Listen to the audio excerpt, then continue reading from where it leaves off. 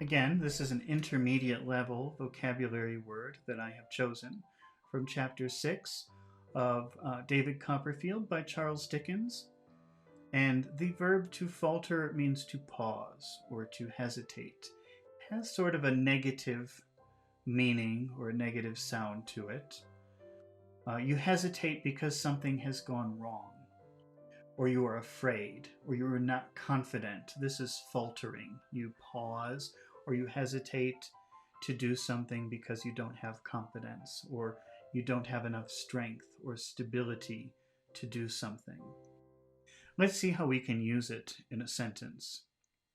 Here is a situation. John was giving a presentation, but he was very nervous.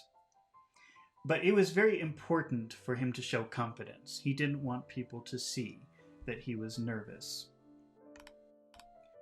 So he didn't pause. He was very careful not to pause or hesitate or look like there was no confidence.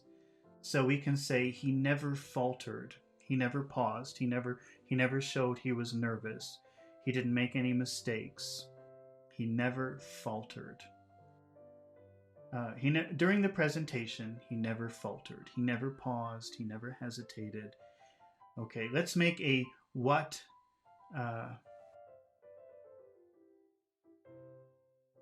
Let's see. Okay, we have to make a what John told Mary question. What John told. How would you make a what John told Mary question? What did John? What did he tell Mary? What did he tell her? What did he tell her? What did he tell her? What did he tell her? And the answer is, this is what he said. During the presentation, I never faltered. During the presentation, I never paused. I never made it look like I was nervous or not confident. During the presentation, I never paused. During the presentation, I never faltered. Let's change this to reported speech. John told Mary, he told her, he told her that during the presentation, he never faltered. Now, faltered, which is the verb, is in the past. So we should really change that to past perfect. He had never faltered. He told her that he had never faltered. He told her that he'd never. He told her that he'd never. He told her that he'd never faltered. Okay, let's try another example using falter. Here's a situation. They made a lot of progress on the project, but they encountered some problems in the middle of the project. Suddenly, things became slower because of these problems. We can say the project faltered. It was paused. It slowed down because of problems. The project faltered.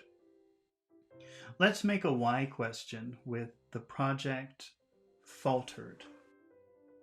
Why?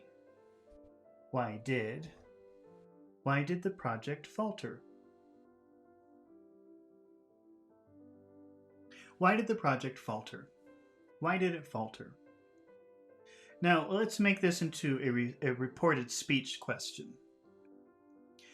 Mary asked John and Mike. She asked them.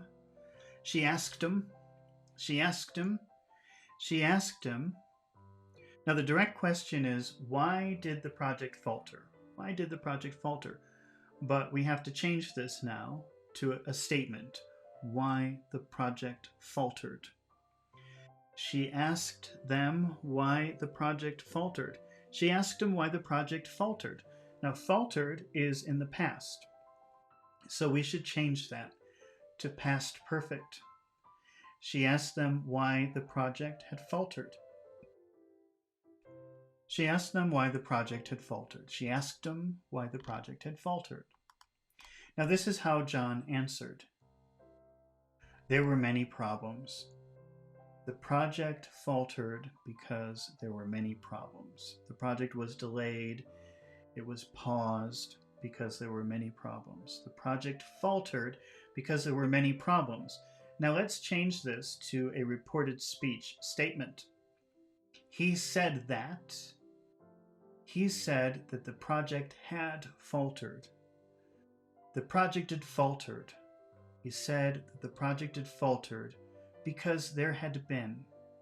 Because there'd been. He said that the project had faltered because there'd been many problems. He said that the project had faltered because there had been many problems. He said that the project had faltered because there'd been many problems. All right, let's move on to the next vocabulary word. We're getting close to the end, don't worry. Thank you for sticking around for all of this time.